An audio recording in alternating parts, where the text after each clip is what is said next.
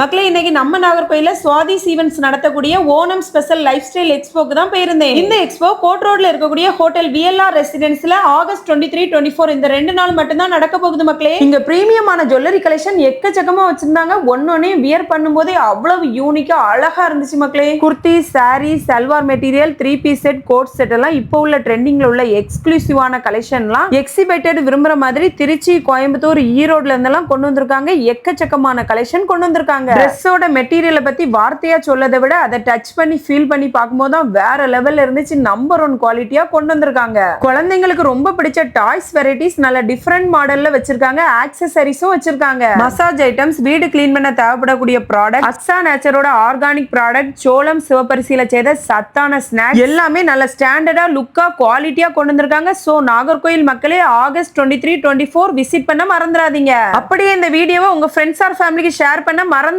மக்களே.